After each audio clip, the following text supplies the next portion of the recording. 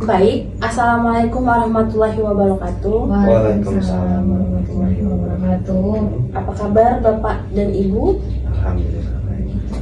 Sebelumnya saya berterima kasih kepada Bapak dan Ibu sudah mempercayai saya untuk mendengarkan keluh kesah rumah tangga Bapak dan Ibu. Dan berterima kasih juga sudah meluangkan waktunya untuk hadir di ruangan ini pada siang hari ini.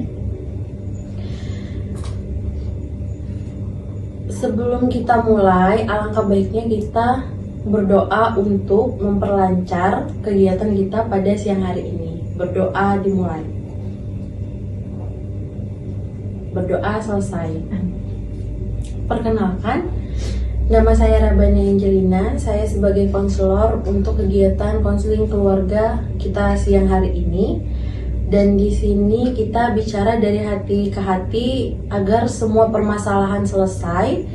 Semuanya bersifat rahasia, jadi tidak akan ada kita sebar luaskan. Sebelum itu, dari Bapak atau Ibu, siapa yang berkenan untuk bercerita terlebih dahulu? Saya aja, Mbak. Baiklah. Jujur, saya sebenarnya agak ragu kesini tadi sama suami saya. Tapi untuk dipendam sama kami berdua kayaknya udah gak bisa lagi. Takutnya nanti sama-sama emosi, terjadi hal yang tidak diinginkan juga. Saya sama suami saya tuh udah nikah jalan 8 bulan. Tapi akhir-akhir ini suami saya tuh kayak udah gak ada waktu lagi buat saya. Sibuk kerja, sering gak pulang ke rumah gitu. Itu pasti sangat berat ya Ibu Rani.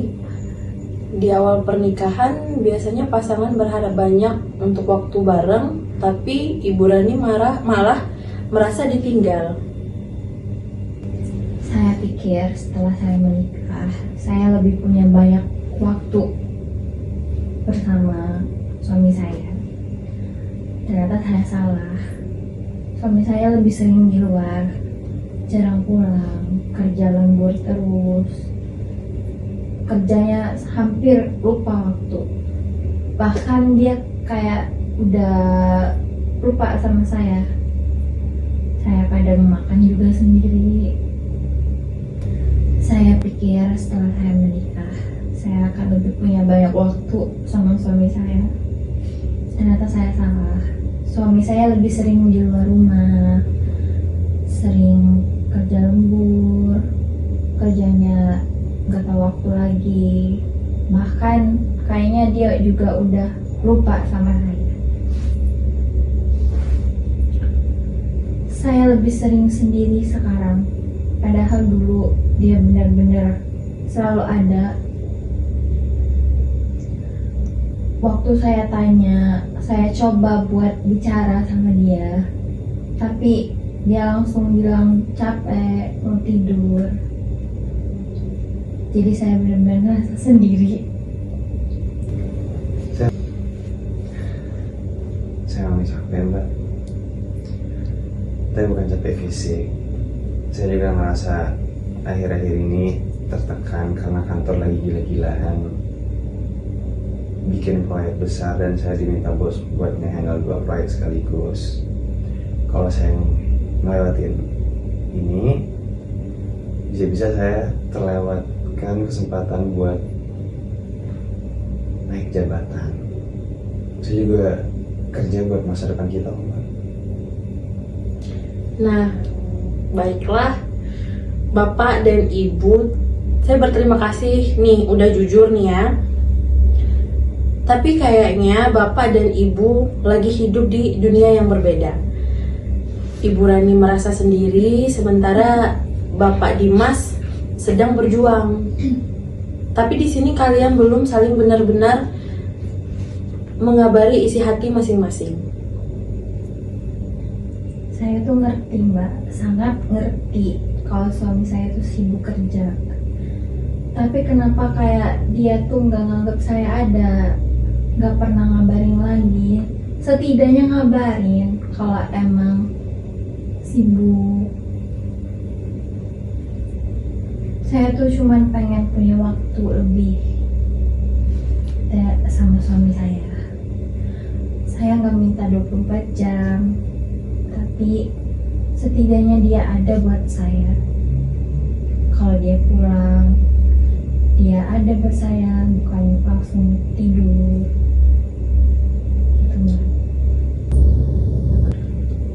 Aku tuh nganggap kamu ada, tapi aku tuh tipe orang yang kalau kerja ya kerja fokus, tapi ternyata kamu malah ngerasa ditinggal ya.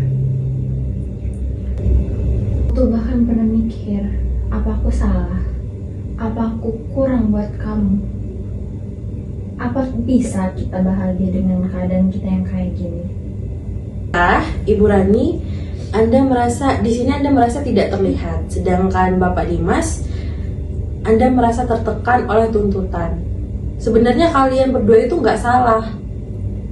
Kalian hanya sedang tidak sejalan. Bapak Dimas pikirannya untuk bekerja keras adalah bentuk cinta, sedangkan Ibu Rani justru merasa dicintai ketika Bapak Dimas itu hadir dan selalu terlibat dalam rumah tangga.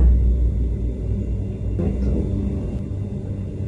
saya pikir ngasih nafkah itu berdiri syukur, tapi ternyata Rani juga butuh aku secara batin.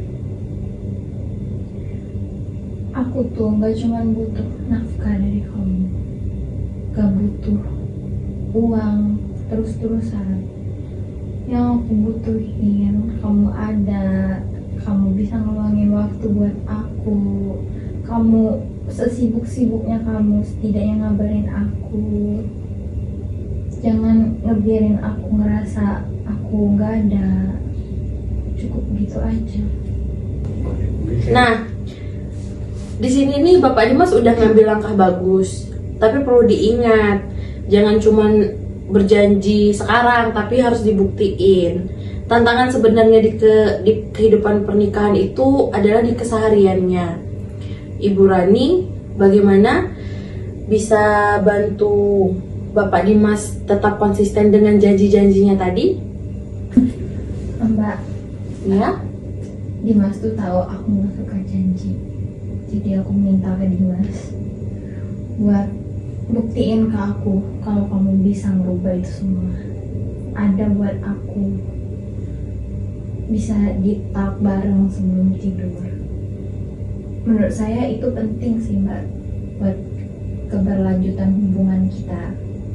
Apalagi posisinya Dimas tuh sering gak ada waktu buat saya.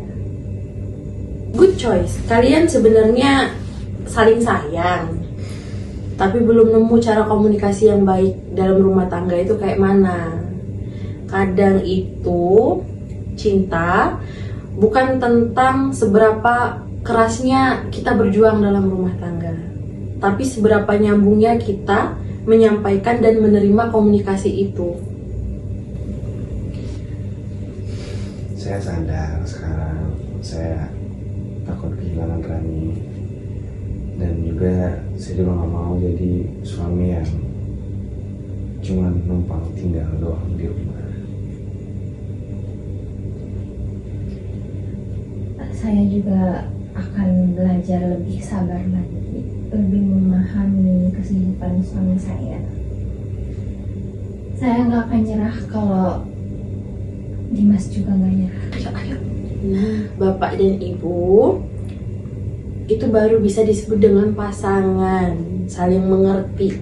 Pernikahan itu bukan tentang dua orang yang sempurna, tapi dua orang yang mau belajar dan terus saling mencintai. Bahkan di saat-saat paling lelah, yuk dilanjutin, dibaikin lagi waktunya, prosesnya.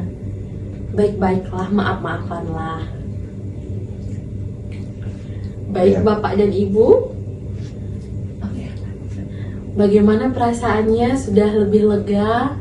Sudah. Lumayan lega Mbak. Nah, di sini kita bisa melanjutkan untuk sesi di pertemuan kedepannya untuk membahas lebih lanjut masalah rumah tangga ibu dan bapak. Oke. Terima kasih banyak ya Mbak El. Iya, saya juga berterima kasih kepada bapak dan ibu sudah mempercayai saya untuk mendengarkan keluh kesah rumah tangganya. Iya.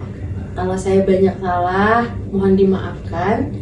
Saya akhiri sesi ini. Wassalamualaikum warahmatullahi wabarakatuh. Waalaikumsalam.